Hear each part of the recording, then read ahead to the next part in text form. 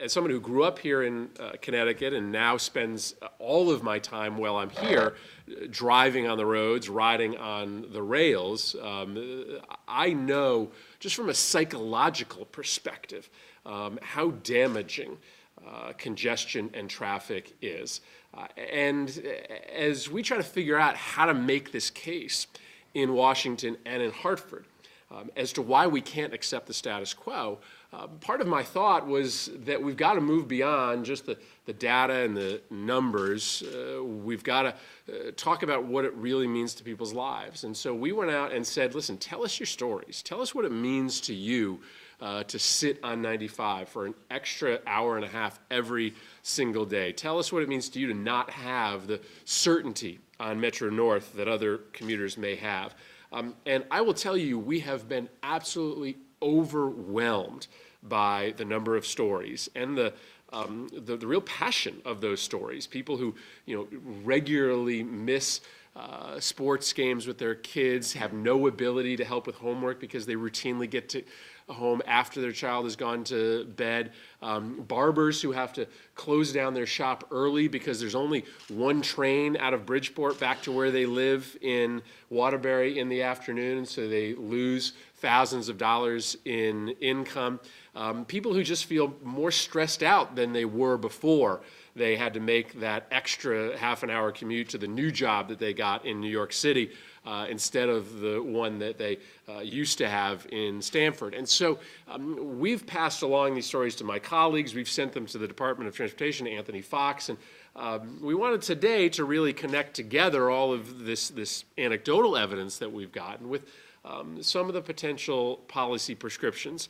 I first just sort of want to walk you through sort of a snapshot of where we are today. This is just 3 or 4 slides that just give you a sense. So this is Google Maps on an average morning. This is taken a screenshot taken at 8:10 a.m. in Norwalk. It looks totally familiar to anybody that knows Norwalk. You are absolutely at a dead stop at the intersection of 95 and Route 7. And as many people who know, when you come down 95, even during non-rush hour times, the most likely place that you are to stop is at the intersection of Route 7. I put this up there as just a preview of something that I'm going to be doing and rolling out over the course of the rest of the year. My office is going to put together a town-by-town survey of traffic patterns. And it's really amazing because with all of this information from sites like Google Maps, from applications like Waze, you can get a pretty good real-time estimate every morning of how long it takes to get from every town in Connecticut to all of the major commuting destinations, whether they be New Haven or Stamford or New York. And so we're going to come and we're going to survey all of this data that comes in through these websites and release some reports so that you can sort of see what kind of traffic means all along this corridor. And you're going to regularly see these kind of this bright red up and down the spine of Fairfield County. And I'm not going to tell you why it matters because you wouldn't be here if you didn't know, but our economic livelihood as a state is tied up in our ability to move people and goods back and forth to New York and Boston. That is one of the reasons people come to this state. Let's admit it. They don't come here because we're the cheapest place to locate a business. They don't come to Connecticut because we're the cheapest place to live. They come here because of the quality of life and because of the proximity to these major economic hubs. And so every day that at 8 o'clock in the morning, Norwalk and Stamford and New Haven all look like that is a day that we're losing money. Here's just the raw numbers. This is actually sort of cut off, but this is annual trips from the Newark area, so sort of New Jersey, south of New York, and New York to Boston and Providence. This is not counting the commuters that we're talking about here. So in addition to the tens of thousands of Connecticut commuters who are moving back and forth to New York, to New Haven every day, you have 9.6 million people coming from the Newark area and 10.2 million people coming from New York. And here's what's even more astonishing. For these inner city commuters, they are almost all on the road From Newark, 97% of that 9.6 million every year is car traffic. From New York City, because you can get to a train station, it's a little bit better, but it's still about 70% car traffic. From people in New York City who are going to Boston and Providence, they're getting on 95. And so you compound all of our local traffic with this intercity traffic, and you can see why today 95 has about double the amount of cars on it than it was initially designed for, which is why many of us are supportive of efforts to modernize 95, as much as we are also supportive of efforts to invest in major rail infrastructure. The Northeast Corridor, which is Boston to Washington, D.C., needs about $50 billion over the next 15 years just to maintain a state of good repair. So Bob just told you that of this $100 billion, 2/3 of it is in the state of Connecticut just for the state of good repair. Well, think of that number. $50 billion is needed along the Northeast Corridor rail line just to keep it up to the state of good repair. Never mind, the straightening projects that we want to do in order to speed up time. It just shows you how enormous it is, and you can see why it's $50 billion. Because just in Fairfield County, we have 4 bridge projects that together are going to be about $3 to $4 billion, and that's just bridges alone. So we have an enormous amount of money to spend just to keep the existing system, never mind making those improvements, which would, as many of us want to do, cut down the time it takes to get from Norwalk to New York City by the order of 20 minutes. This is one of our biggest problems along this line, is that to make those infrastructure investments, it's not just like the federal government can come in and fix it. All of these different states run the rail line, and they all have autonomy over many of the projects that are done. And so you not only have to come up with the money, but then you also have to overcome the fact that administration of the rail line is divvied up. And then just to give you a sense of our challenge here in Connecticut, just when you look at bridges alone, we have 357 bridges in Connecticut on our roads that are structurally deficient, and 37% of the bridges here in Norwalk are structurally deficient. Now, structurally deficient doesn't mean they're going to fall down, so don't worry about it. 1/3 of bridges in Norwalk aren't going to fall down. It just means that that they need work, and that they're going to become dangerous at some point if you don't do work now. So that just sort of gives you a very quick sort of sense of where we are, and there's not an enormous amount of good news. And so I want to walk you through a little bit of what the federal government is doing, but you're going to see that it's not enough. And the decision we have to make is whether we are so fed up with the status quo that we are willing to embrace controversial solutions, right? Politically difficult solutions that often involve tax increases, changes in the way that we commute, that are necessary to get us the resources we need to fix this problem. The definition of insanity is doing the same thing over and over and over again and expecting different results. But that's where we've been on transportation. We have all of these enormous needs, all of this lingering traffic, and yet we essentially do the same thing year after year. We spend a little bit more and a little bit more every year, and we get nothing different out of it. So the good news is that Congress just passed a 5-year transportation bill. The bad news is that the average annual increase over those 5 years is about 2.9%. 2.9% increases does not cut it when you have $50 billion of backlog work on the Northeast Rail Corridor, and when you have billions and billions of dollars to unclog the highway arteries in Connecticut and Massachusetts and throughout the Northeast. The good news is Connecticut gets more than its fair share So Connecticut will get more than 2.9% increase. Connecticut will get about $300 million more over the next 5 years than it would have under the old bill. So Connecticut, we have been able as a delegation to secure more funding for Connecticut than just our population might merit. The formula favors us, so that's good news for the state. But it's still not nearly enough. When you talk about a $100 billion plan that the governor has rolled out, $300 million in additional money from the federal government certainly is not revolutionary. And there's some small good news in rail funding in the bill as well. Amtrak gets more money than ever before.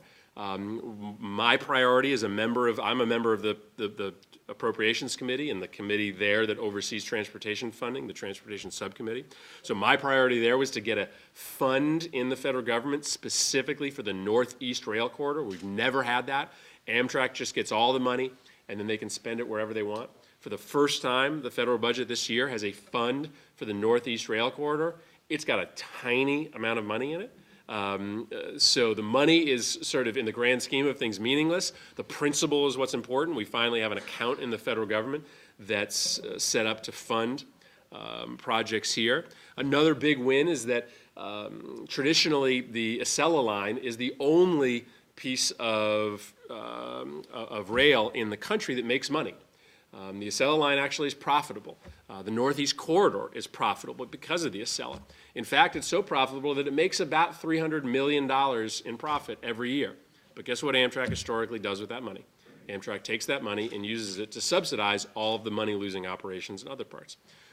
Part of this year's federal budget commands Amtrak to keep that $300 million in the Northeast Corridor. So they have to take that profit and spend it here. They can't use it in other places. But again, just look at the big picture. $50 billion in need, $300 million, helpful. It's just simply not going to get you to where you need to get to. Now the governor has recognized this, and I'll sort of let in the question and answer period Bob, handle questions about the state portion of this. But the governor certainly gets this, which is why he has proposed this breakthrough plan, $100 billion plan over the course of 10 years.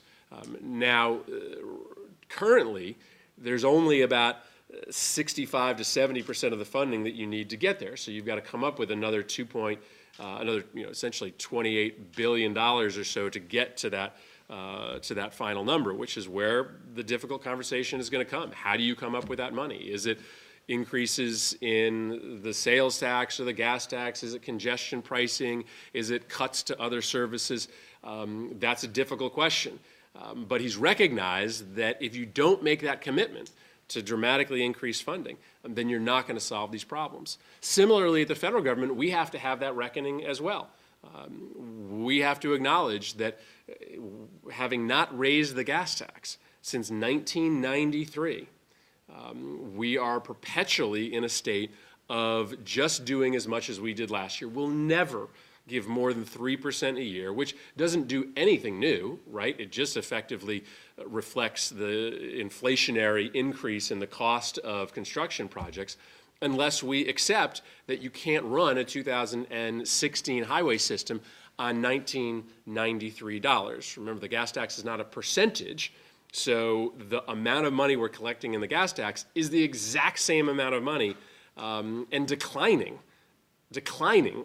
from what it was in 1993. Why? Because cars are more fuel efficient, people are traveling less miles on a per capita basis, there's more electric cars out there, people are moving to other forms of transportation. So we simply have an old way of financing, but nobody in Washington wants to talk about raising the gas tax because we can't raise taxes, even if it's to invest in major economic development like we're talking about here today.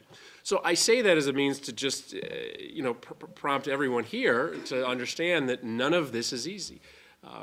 But I've just encountered thousands of people who've been willing to share with me their stories of how fed up they are with the state of transportation, that I'm convinced that here in this state we can get the consensus to do some politically difficult things in order to fix it. And if we do, we'll be investing in the great strength of this state, If we do, our transportation system will become a selling point rather than a liability for Connecticut when we are trying to attract businesses here. And I'm hopefully young enough and new enough to this job that I'll be around to be able to say that we learned our lesson, that we were fed up, and then we went and did something about it. So I'm really excited to be here with you today. I don't want to overwhelm you with too much in terms of a slide presentation or statistics to get the conversation started, but we've made progress at the federal level, not enough. The state has made progress at the state level, not enough. And it has to be, in particular, Fairfield County, in particular places like Norwalk, that rise up and command both Hartford and Washington to break out of this sort of political cowardice when it comes to funding transportation and do something bigger and better and smarter. And let's talk about how to do it smarter as well. Let me turn this over to Mark. Again, I haven't actually seen Mark's presentation, but I know that he and Data Haven are so smart on these issues of how transportation and a lot of other things affect community well-being. Because I do want to, I'm giving you a lot of statistics and a lot of data, but I want to ground this in a conversation about how we feel about our lives.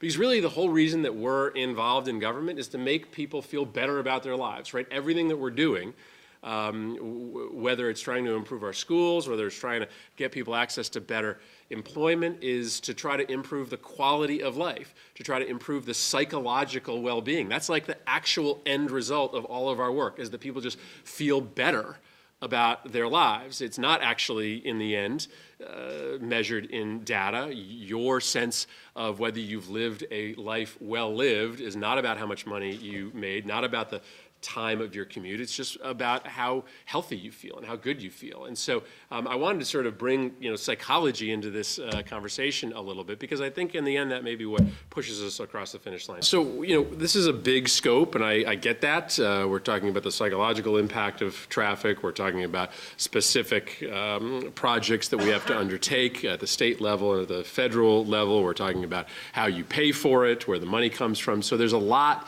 here to unpack, but at this point we really wanted to turn it over to all of you to take your questions for any of us or all of us, to take your comments on sort of what you've seen or other things that you've read or seen, and try to use the remaining 40 minutes or so for a discussion here. So I'm just going to recognize, we're going to do no cards, but I think that's probably too formal for this crowd, so I'm just going to recognize people that want to pitch in with a question or a thought, and then we'll respond to it. So go ahead, sir. You can start in the back, and just stand up so we can hear you a little bit better. My name's David Lott. I am from Fairfield, and I was talking with my wife on the way over. The fact I commuted to New York every day, and with the new train cars, that has been a huge, for me, that has been a huge,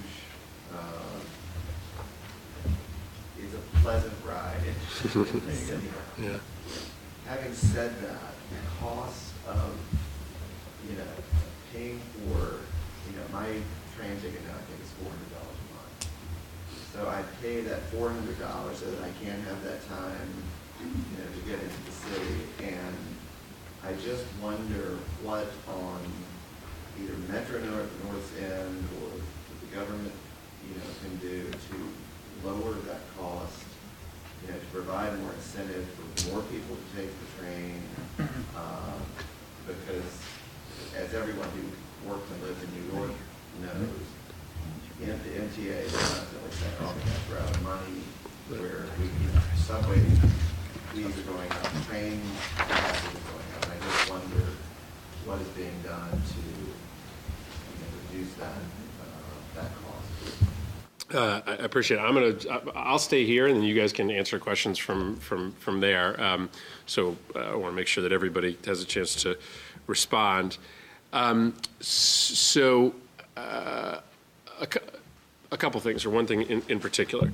Those fares go up, not because they aren't subsidized, they all continue to be subsidized, but because without the major investment that we're talking about in upkeep of the rail, it's the MTA that bears that responsibility. And so the MTA and Metro North and Amtrak on the Connecticut corridor sort of share the responsibility of keeping that rail line in a state of good repair because they don't get sufficient resources from the federal and the state government to do it themselves. So, you could just provide a bigger direct subsidy, or as a community, we could make the decision to support more of the infrastructure, which would take the pressure off of commuters to do it themselves. So, I mean, just to tell you how backwards our federal funding is when it comes to rail in particular, we've got a lot of road needs. I'm not saying we're spending enough on our highways, but on an annual basis, the federal government is spending about $50 billion, give or take, on highways. Amtrak's annual budget from the federal government is about $1.2 billion. So we are spending 50 times as much money at the federal level on the roads as we are on the rail. So that is in part why the cost of the ticket is what it is, because we don't have the infrastructure subsidy, and so a lot of those operations have to cover it themselves. And so, hopefully the byproduct of, a successful investment strategy at the state level and the federal level, is shorter commute times, is more M8s, the new cars, but is also the ability to control the price of those fares. And listen, as you'd have a lot more people off the roads onto the rail lines if it was, if it was more affordable. My name is David Emberling. I'm from Weston. You alluded to this earlier, but I want to know what your position is on restoring the level of gasoline taxes back to where they were in, let's say, 1993 in inflation-adjusted dollars, so that the actual spending, we would be spending the same spendable amount of money, or have that available as we did 20 or 30 years ago. So my position is pretty simple on this. I not only support it, but I'm the author of the only bipartisan proposal to do it in Congress. So last year, I got together with Senator Bob Corker of Tennessee, who's a pretty conservative Republican, and he and I put together the only bipartisan proposal to permanently fix the transportation formula by indexing the gas tax to inflation. Our proposal isn't simple, but it essentially catches the gas tax up to where it would have been if in 1993 it moved up by whatever the inflationary increase was, and then pegs it to some version of the CPI moving forward.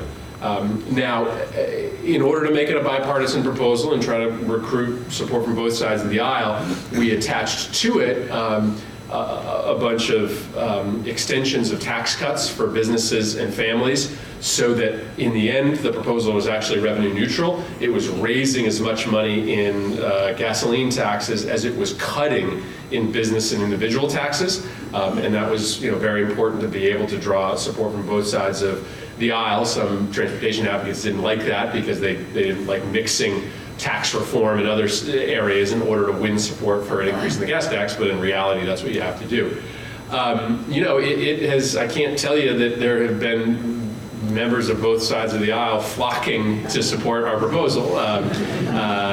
It takes, it's certainly a leap of faith to go out there and argue for higher taxes, but in Connecticut, it's a no-brainer. Why?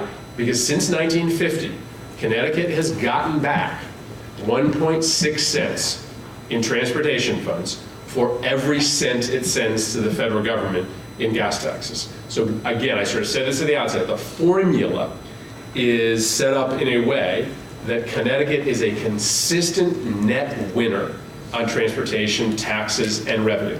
Now, as you know, we are a consistent net loser, right, in many other areas of federal taxation. So if you want to categorize whether we're getting back as much as we give in income tax or in corporate tax, no, we're not. We are a net donor state when it comes to overall federal tax obligations. But on the gas tax, we get back a lot more. So if somebody said, if you give $1 and you're guaranteed to get $1.60 back, you take it, and we should. Because at the federal level, they have this debate at the state level as to whether they're going to have a lockbox, because at the state level, historically, the money that has come in through gas taxes has been used for other purposes. Not at the federal level. At the federal level, there's no history of gas taxes being stolen to pay for anything else. So if you do raise the federal gas tax or just index it for inflation, you're guaranteed essentially to get all of that money back for transportation. So we've supported this. We've certainly gotten more support since we announced it. So I'm not saying there hasn't been any additional support, but it is telling that this 5-year transportation bill did not raise the gas tax. It did raise taxes, but it sort of cobbled together some tax increases from a bunch of different programs here and there because people were afraid of the toxicity of the gas tax. And I just think ultimately that's disingenuous, and it's something we need to tackle. I'm Colin Costello from Norwalk. With ridership on Metro North increasing over the past several years, and we do have the new cars, but I've heard we need a lot more cars. Because people, there's a standing time only, especially during commuting hours to and from the city. But we also need more garage space so that people can take the trains. I know in Stamford, they want to tear down the garage and build office buildings. Where are the commuters going to park? Yeah. Other than some privately owned parking lot? Sure. Thank you for your question. And yeah, that's if you look at the statistics over the last few years, Metro North has had increases 2-3% a year, which has been healthy for Metro North.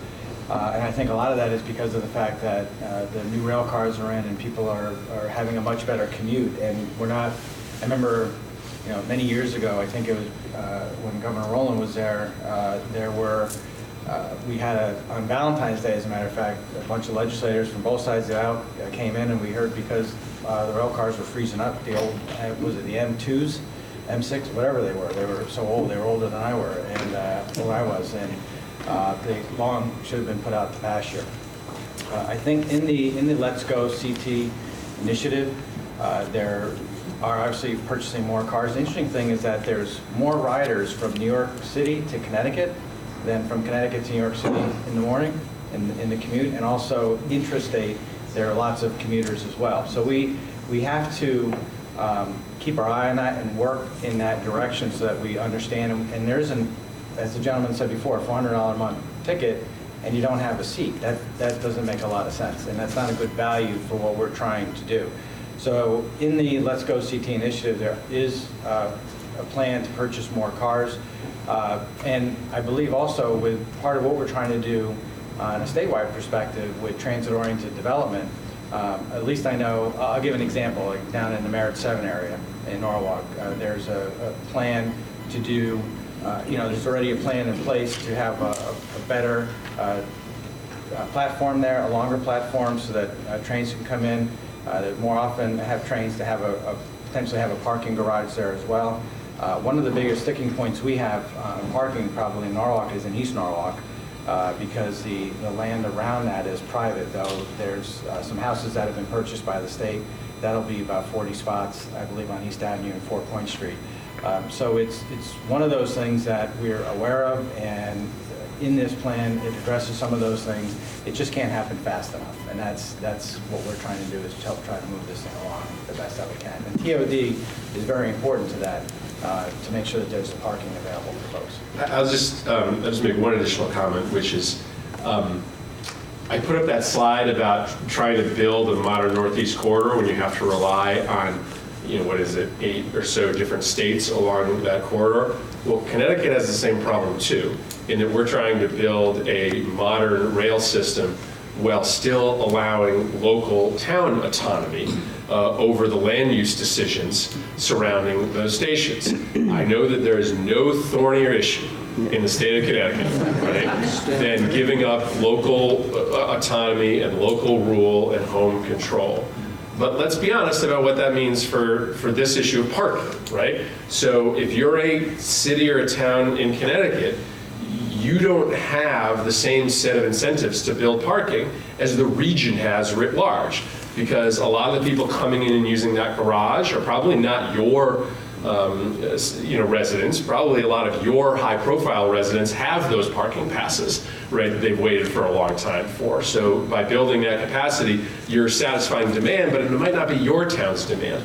Alternatively, a parking garage probably isn't going to make as much money for your grand list as something else might. It's not going to add, it might not add economic development in the way that this TOD would, as a way as housing would, as in the same way that that retail or commercial would. And so it's another reason why you've got to have some ability to regionally plan here, so that you can say, hey, listen, along the line, here's the number of parking spots we need, and we're going to find a way to put those in. And here's where TOD makes sense, here's where it may not make sense.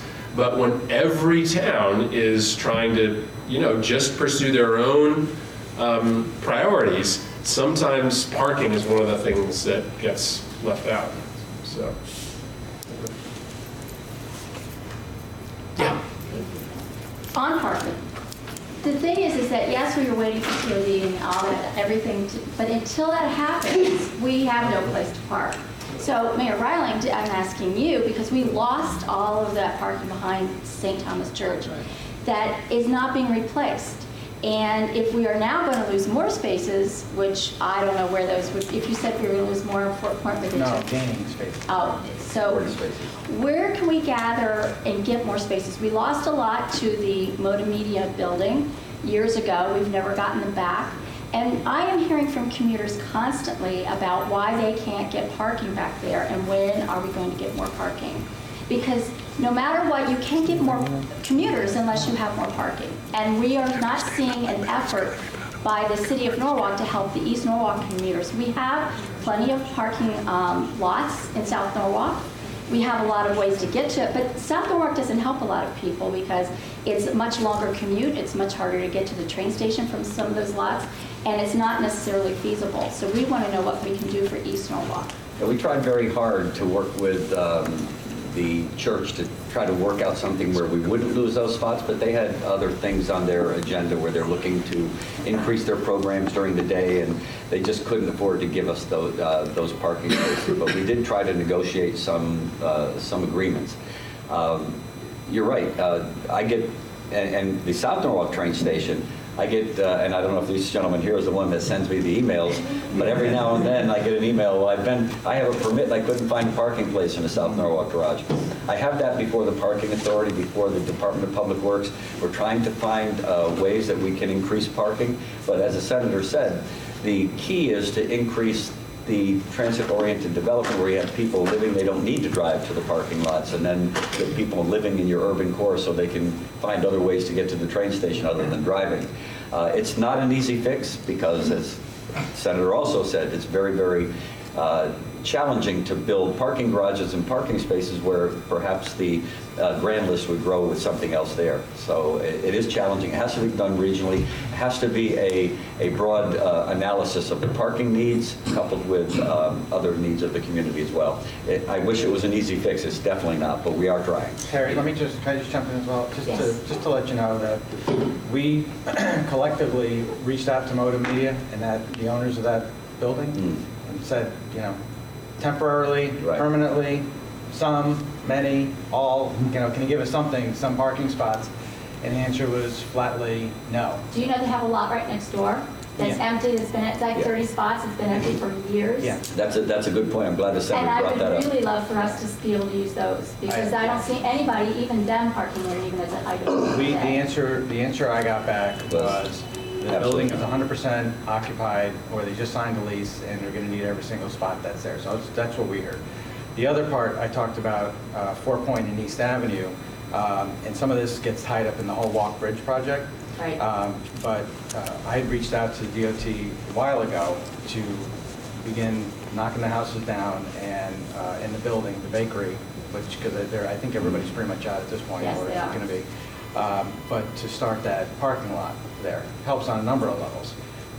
And 1 week they're going to do it, another week they're not going to do it. It depends on where they are in the design of the walk bridge and what's happening from that perspective. But The mayor and I are working on that very hard to try and get that as part of whatever's happening with the Walk Bridge so that we can give commuters some relief sooner rather than later. Because I think last year, that parking lot was not going to happen for another few years. We're trying to get it so that it happens sooner rather than later because, especially in light of and especially because of what happened at St. Thomas Right, Church. and that was an unexpected thing that happened, I Yeah. think. At least from what I Yeah, understand. so we're working on it. Yeah, good. Yeah, and we tried, as I said, we tried to perhaps agree to pave the lot for them because that was one of the issues. It was very dangerous and needed a lot of paving. We wanted to pave it for them and with some of the, and increase the parking down there and let them pay us back at some point because we were paying them to use the lot. So, like I said, it just didn't happen. We spent many hours trying to work through that. And the bottom line is that TOD and parking cannot nor should be mutually exclusive. Right. And sometimes that's how it's set up, is that, oh, well, we can't put parking there because then that wouldn't incentivize people to live, downtown. And that's not, what you're hearing from these guys is that's not how Norwalk views it. But sometimes that's how it gets set up, and we've got to be able to do both. But I'll tell you, the only way you're going to be able to do more parking is to have more of a heavy foot from the federal government or the state. In Fairfield, for instance, they got a lot more parking when they built a new train station. So when they built a new train station, part of the deal was, we'll build you a new train station as long as you build new parking. But in that case, it was some major state money that allowed that to happen. So it's got to be both. Oh, thank you. Doug Halside in the City of New Haven. I run both the Parking Authority and the Traffic and Transportation and Parking divisions for the City of New Haven. And we're having a big conversation with our top 10 employers in the downtown about transportation demand management. And everything about what we're talking about comes down to who offers free parking for their employee. So my garages cost $55,000 a space to build. Our surface lots cost $9,000 a space to build. How do we decouple a job, a train customer, and parking? And how do we decouple free parking for municipal, state, federal employees as a way to share and lead the way on values? Thank you. I don't know, Doug, you should answer that question yourself. So, I thought like that was going to be like a question that you were then going to answer. So, no, I mean, listen, you guys are incredibly progressive in this. You're thinking through this. I mean, seriously, answer that question yourself. Tell us sort of what you think is the best way to do that, because you're exactly right? That's the way to get people downtown is a way to, part and parcel of that is answering their questions about parking. So what's the answer from your perspective? Well, the City of New Haven charges its employees to park, and that's part of the answer, is making sure that people understand what the costs of these things go for. I know our state government does not charge employees to park. Our federal government does not charge employees to park. And I think the Attorney General is paying out $115 a month for my garages, thank you, to pay for. So that's a large expense that all of our taxpayers are paying for. How do we then encourage and incentivize people to think outside the car and stop thinking of the job as a car, as a parking space? Well, I think some of that, do you mind if I jump in? Yeah, It comes down to how do you rebuilding the urban core? I mean, because you think the psychology of, say, Connecticut Avenue and any other urban sprawl area where you have a lot of big box stores is to always put the big parking lot in the front, because psychologically that means if you see spots open, you have more parking than you need. You see spots open, you think, oh, I can go there to shop because it's not too busy. And then we have this kind of overdevelopment and sprawl that anybody ever read? I read it in college. Edge City is a really good book about urban sprawl. So I think if we're going to invest back into the urban core, and we're seeing millennials who aren't getting their driver's licenses, and we see people now who want to live in their apartments and we're confident and hit the button, come down, and walk right out like what's going to happen hopefully on Glover Avenue, what's happening on West Avenue, and down in South Norwalk. That is a bit of a change of kind of psychology in mind of what. How do we perceive this to go? What do we value? Do we value, living here, working here, and then, having a free garage, or do we want to be a little how it was back, maybe decades ago when people lived in their cities and worked in their cities? So I think it's a bit of a mind shift, and as long as the urban cores remain safe, and people will feel like they want to live there and can live there. And there's a diversity of housing. There's restaurants and there's shops and everything else. I think then that will bring people into the communities. So that's my answer anyway. Could we do a report on how much it's costing for us to pay for our federal, state, and municipal employees at your levels? As part of our FedUp CT analysis? How much it costs Just fact finding. taxpayers essentially for free parking for all those folks, yeah. No, Yeah, but to Doug's point, if all of that funding could be somehow pooled into a district, like at the local level, then that funding stream from the additional $5 per square foot everyone's paying for free parking could be put into other improvements that would make it easier for everyone to get to work. And I think we're at the point with TOD where it's actually cheaper to give someone a taxi fare to and from the train station than to provide that parking space, additional parking space, given the opportunity cost of developing that land as other mixed income uses and getting millions of dollars in tax revenue for the local and state government. So it's a fascinating. I'll just say this. It's a fascinating question because you're getting to sort of the root of what we socialize as costs and what we ask people to pay for themselves. And we have traditionally sort of accepted that it's a right to drive, it's a right to have a car, right? And so we are going to socialize lots of costs associated with that, to the point now where the gas tax, which used to kind of be the way that you paid for the roads, now only pays for about half of the federal expenses of driving on the roads. And so, whereas on the train, we don't really look at it that way. We still socialize part of the expenditure, but we basically expect you to pick up a big part of the share of riding on the train, but we expect us all to pick up the cost of driving a car, driving on the roads, paying for the parking spaces.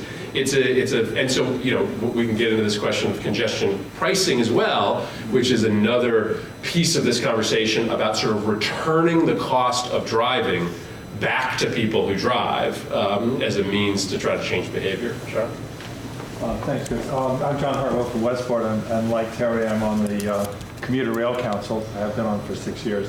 To your question about the cost of the commute, the subsidizing from the state of Connecticut is amongst the lowest in the country for any commuter. So I think it's about 30% provided by the state, 70% by the commuter. If you ride Long Island Railroad, it's a 50-50 split. But I think as Senator Duff or Representative Lavielle or Representative Steinberg will tell you, it's going to be a very difficult lift to get more money out of the state, especially with the way that the economy and the budget of the state is going right now. That's one thing. Secondly, unlike most everywhere else that Chris was talking about in terms of rail traffic, we own the right-of-way from Greenwich to New Haven. So we own the tracks, we own the overhead catenary, we own the cars, we own the stations, we own the parking lots. It's all on us.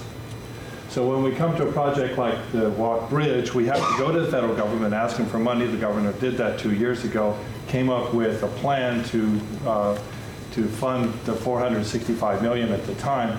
Unfortunately, we had a presentation from the Department of Transportation just 2 weeks ago that the project cost just for the Walk Bridge is now somewhere between $700 and $900 million because there are additional things that they have to do. It's not just all on the bridge, but that's what they're projecting, and they're also projecting it's going to take a long time to get it done, and there's going to be a significant amount of disruption. So these are problems that are not going to be solved easily and not going to go away.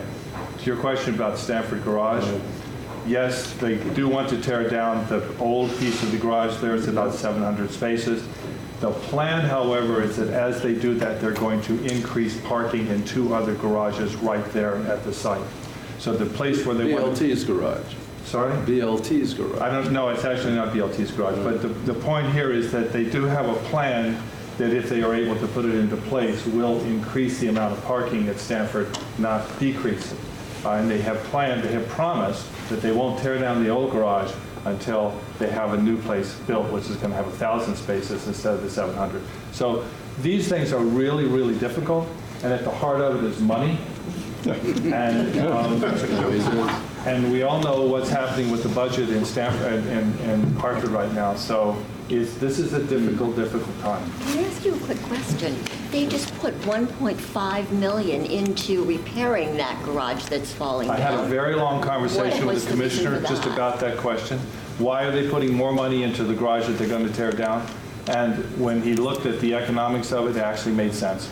And I was very skeptical about that, and I had a long conversation with him a couple of months ago. I said, why are you doing this? Why are you putting money into garages you're going to tear down? And he said, look, here's how much it's going to cost us. Here's how long we're going to be able to use it. Here's what income we get from it right now. Right now we're losing money because we don't have those spaces open. We need to reopen the garage, get it going, get the money coming back in while we build something somewhere else. So, they're not dumb, right?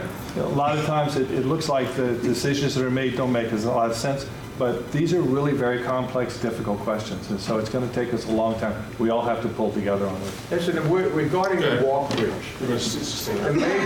the major cost I understand about the walk bridge is it opens and closes, correct? Is that correct? Correct. It's a maritime All right. bridge. So how many companies need that bridge to open? Exactly. Leave it closed and buy out the companies and get rid of them. We'd probably save $1 billion.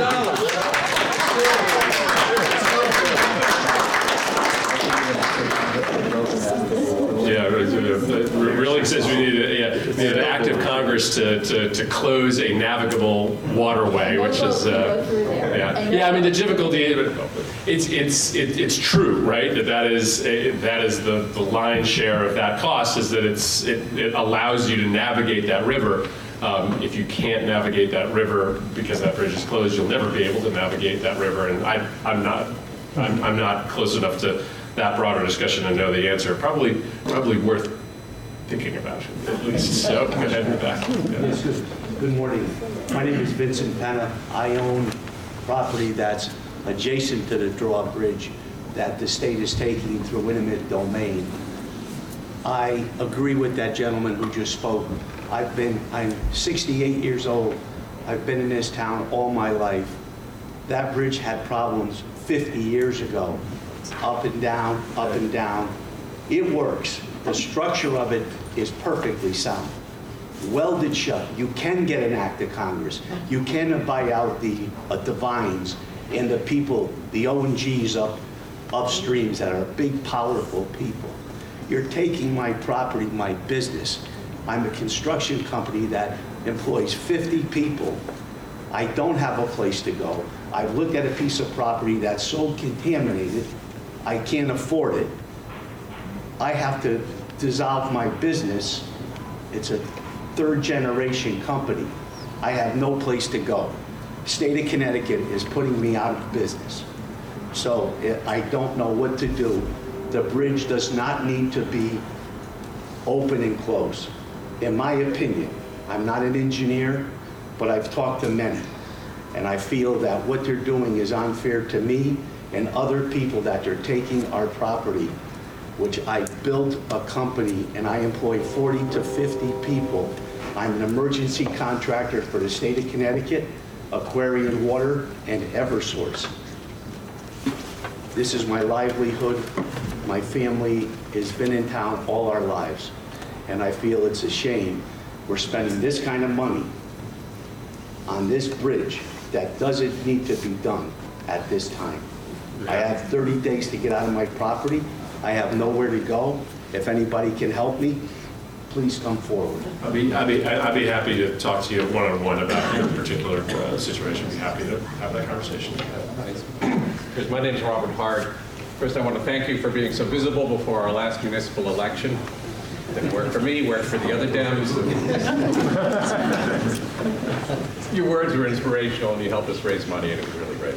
Now, apropos the walk bridge, I was wondering if any thought had been given to using prefabrication techniques. The reason I bring it up is that there was a bridge down in Virginia called the Coleman Bridge, which was rebuilt in 1995.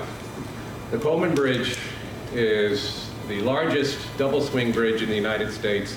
It's the second largest in the world. To give you some perspective, the spans that move are longer than the Brooklyn Bridge. In 1995, it goes over the York River in Virginia. In 1995, that was rebuilt using modularized prefabrication techniques where they barge it in, crane it in place. It cost $75 million and took 9 days.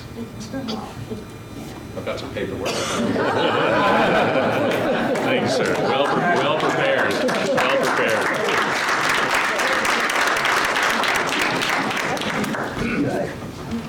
Yeah, We like people who bring solutions. I know.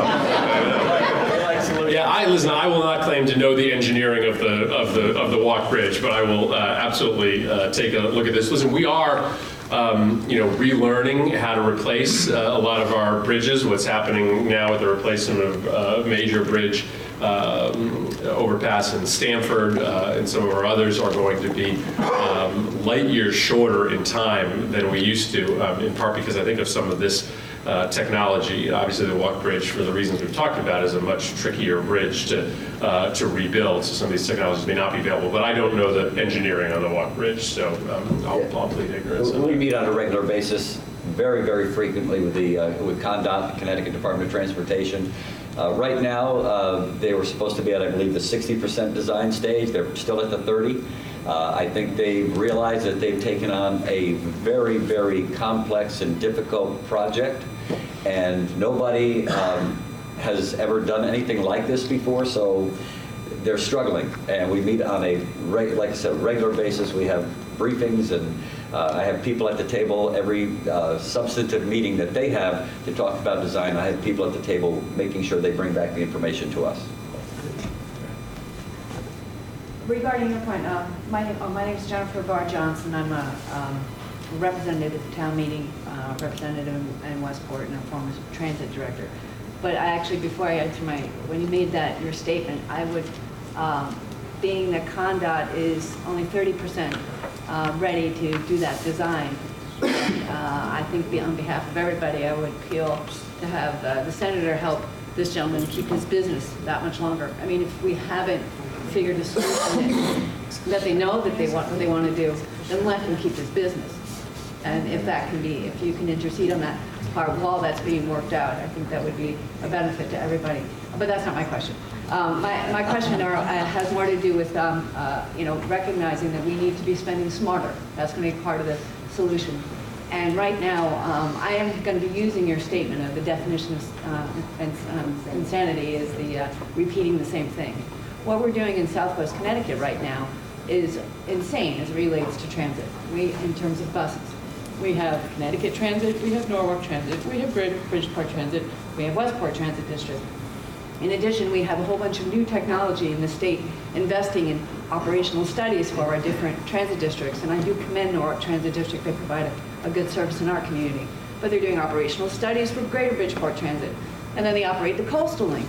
But the Coastal Link has one automatic vehicle location system that doesn't communicate to another automatic vehicle location system. So this really goes to the need for a centralized planning and regional planning that makes sense for Southwest Connecticut. This is a political football that has been thrown around the state, and having a transportation boundary that currently for Southwest, for the 8 towns right now, goes north. And there are good people running that, but it really doesn't make sense if our transportation in Southwest Connecticut is being managed by an entity that's dealing with transportation going all the way up to Dutchess County, if our major issues are going east-west. So my question is what's happening now to create the transportation planning boundaries that we must have now to start making more sense around Southwest Connecticut? And I'm sincere about working with you afterwards to see if there's anything we can do to help. Hallelujah. All I can say is, what's amazing to me is that we have lots of regionalism in this state, but you belong as a town, unbeknownst to most of the citizens, to probably 100+ different regional associations. They're all different regions, right? So like you said, some regions go north, some regions go east, some regions go south. So we have loads of regionalization. It's just a webby mass of contradictions geographically. So I've always thought that our bus systems needed to be more regionalized, needed to be closer to something that was administered on a statewide or at least county basis. I don't know if that's a topic of discussion at the state level, but you really can't do effective intercity bus service if you have such balkanized administration from city to city, and there really is. There's pretty good bus service within all of these cities, and there's still a lot of gaps when it comes to intercity bus service, in part because no one is really properly aligned or incentivized to do that. I don't know, is that a discussion that's Yeah, I happening? mean, think about some of the most successful bus lines around here. It's the Route 7 link, it's the Route 1 corridor that goes back and forth. I think, if I can just kind of go back to DOT land and think about, I'm sorry. You know what, this mic that he was using actually is working. Okay. If you go back to, sorry about that. If you go back to DOT land for a second, because I was saying before that the two most successful lines right now, at least in this area, are the Route 1 Coastal Link and the Route 7 link as well. They tend to have some of the highest ridership, which we're always fighting for the funding to continue that, which is kind of a shame. But we had a number of years in the past, prior to this current administration, but where we had a number of different DOT commissioners, and they were we'd recycle them every year or two, and we'd have a new commissioner and a new commissioner and a new commissioner. And it's hard to get anything done when you don't have the continuity of leadership. Commissioner Redeker has been now at the DOT for a number of years. He's a transit guy. He just hired a new deputy as well as a transit person. Is that right, Karen? Am I correct? And so I think now that there is, with this Let's Go CT initiative, the idea is to do an integrated bus service, because you can't have integrated bus, train, road transportation system if you have a broken bus system in itself. So you've got to get all that working, and I think we now have the expertise to get some of that together and work together. How that all ends up at the end of the day, I'm not sure, but there's smart people who have experience in these areas and continuity of leadership that I feel confident that we can, at least we're going in that direction and going in the right place, because one is you can't afford all these different systems all over the place, and two, it's not working really well for the ridership and for the customers who need to get back and forth, as we saw on the maps with the data. It's the third rail of Connecticut politics, and we need to find a way to get over it, because we are not going to advance if we don't have greater regional integration, greater regional standardization. The county of San Diego, which is how California administers a lot of its transportation assets, is bigger than the state of Connecticut. So there are counties that are bigger than our state. And there's a reason why we waste a lot of money here, why we have tremendous inefficiencies. And it is in part tied to our jealous guarding of home rule. And there's a lot of good reasons for home rule. I'm not saying blow it up, but we can do a lot better. Sir, go ahead in the back. Senator, my name is Tony DeAndrea. I'm a neighbor of the Pennas. I'm also being taken for this project. My question is why should so few sacrifice so much for so many? I agree that we should have this transportation infrastructure repaired. The person who just sits next to the bridge and watches it opens and closes realizes that it needs to be repaired or replaced. That should be part of an environmental impact statement that should be prepared prior to the project going forward. Has anybody seen an environmental impact statement? FTA is part of this. Federal funding is part of this, is it not? Federal funding is, yeah. So wouldn't there be a NEPA document as well explaining, here's the 10 options that exist for this, including the realignment of the Federal Navigation Channel, which, while an act of Congress, has been done in Norwalk once before. Not insurmountable. Just we have to start, what was the quote that you just made? We have to start looking beyond the regionalism of it and take a holistic approach to what is best. Repairing that section from the South Norwalk to Norton's must be done, because there's stuff in there from the 1800s.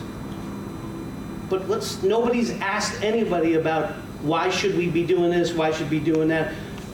I'm under the same time clock that he's under. And I have no place to go. And I've been down there for 25 years with a very important business that I feel is very important. Hopefully Bob and Harry feel that way too. But we don't have an advocate. Many people are trying, many people are talking in different directions. It's been over a year since the last public information meeting on the Walk Bridge. It's now north of $1 billion. And we haven't been talking about it? Yeah. Just looking for help. Okay, I'll be willing to help as well. Listen, as everybody knows here, eminent domain has been a longtime tool in the toolkit of American infrastructure. It's used today in a very limited fashion compared to how it was used when we built our modern rail and interstate system, but it is no less painful when it is used. It is something that, of course, has been a very controversial and difficult topic in this country for a very long time. So I'd be happy to again, at the federal level, I'm not as involved in a lot of these local questions of construction of the Walk Bridge. We'd be happy to work with you as well. So. Yes, Joe Cobana from Norwalk. Earlier this morning you talked about non-traditional solutions, that same thing isn't working. I was just wondering if you could briefly mention some of these solutions in addition to the raising of the gas tax and more regionalization. Yeah, so I don't think there's any way around the fact that we do have to spend more money. And you know, there's some places where you can gain efficiencies, but it'll never be enough. You know, Connecticut, in the United States, just think about this for a second. China, as a percentage of their GDP, spends about 12% on transportation. Europe, even in the middle of a hemorrhaging recession, as a percentage of their GDP, spends about 4 to 6% on transportation. The United States right now is spending about 2% of our GDP on transportation. So there's no other country in the developed or developing world that spends less as a percentage of our economy on transportation. And so we have to do better. Similarly, one of the most fascinating set of data that you ever look at is how household budgets have changed over the course of the last 60 years and what percentage is going to certain costs. The two explosions have been, for American families since 1950, have been transportation and healthcare. So two line items which back in 1950 would have only been, you know, maybe about 5% collectively of your family budget, now, you know, can be for many families upwards of 40%, 30%, 20% of their family budget. So federal government spending less, families are spending more, we've got to spend more. So inefficiency is only going to get you part of the way there. You know, the gas tax is the most sensible way of paying for it because it essentially asks the people who use the asset to pay for the asset.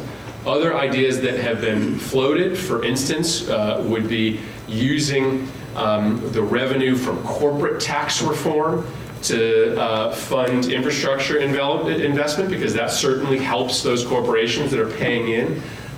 There's a tax provision now that penalizes you if you're a company for bringing income back into the United States that was earned outside of the United States. There is a lot of talk about giving a window of time in which you could take that revenue earned overseas, bring it back to your domiciled tax entity in the United States, and do it at a discounted tax rate. And then use all of that money, all of the money that you will tax at that discounted rate that was never going to be brought in if not for this tax holiday, to be used for infrastructure. That would be in the multiple billions of dollars. That'd be a lot of money. So there's no shortage of other ways that you can fund transportation beyond the gas tax. None of them will bear the same connection to the asset that the gas tax will. The corporate tax reform is probably the most likely. Here's the other thing. You can also incentivize a lot more private investment. So a lot of people talk about infrastructure banks, whereby investors would put money side by side with the federal government. That's gained a lot of traction. I am generally supportive of it, but my only caution is that sometimes people make that sound as if that's free money. It isn't.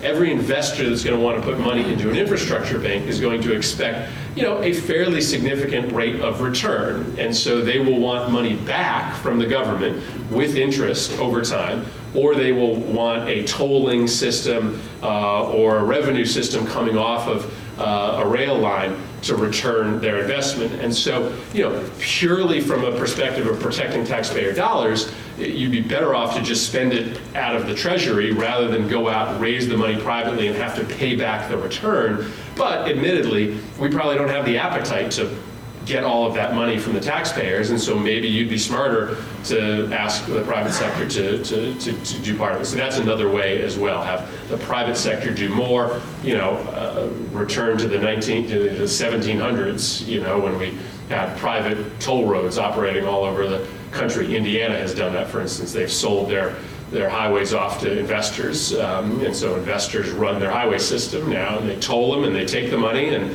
they are putting some of the money back in, keeping some of it for themselves, and I don't know enough about it to know whether it's been successful, but there are a lot of Democrats and Republicans who like that idea. So we have time for a few more, but go ahead. Senator, I think I have a solution for getting more money for the federal system. But the first thing is I agree with you that we need to change the paradigm from so much subsidy to the car and shift it to rail and cycling, walking, TOD.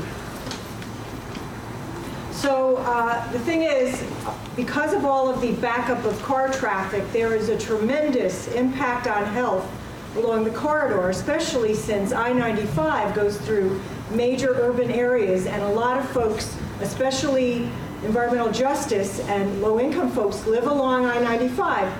Has there been a health impact study?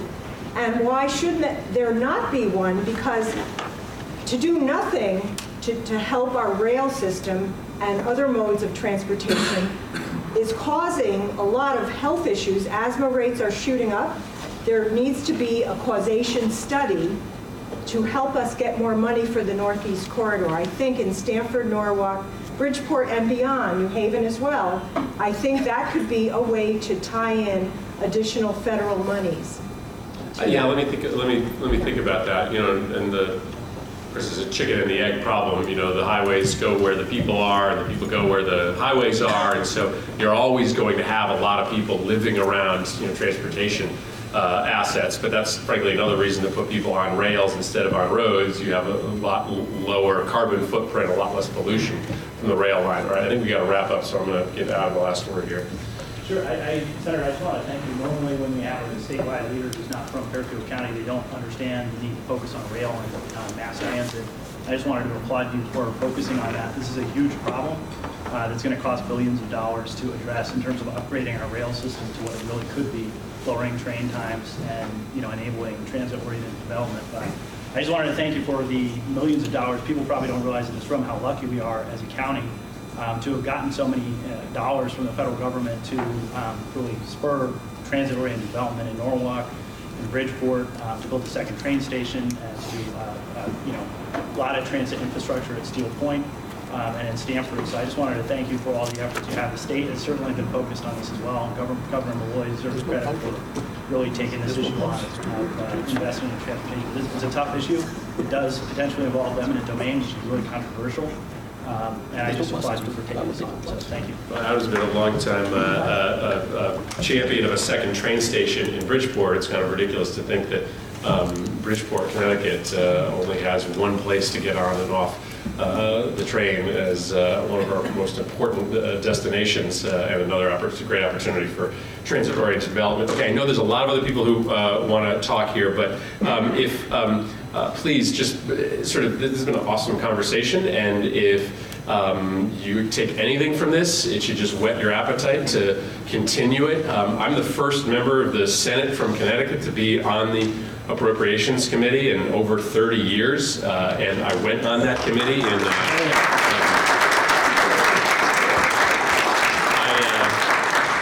I went on that committee in large part to get on the transportation subcommittee, which I'm on, to be part of this conversation and to really challenge people to think big and to stop accepting the status quo, which is really what this campaign is all about.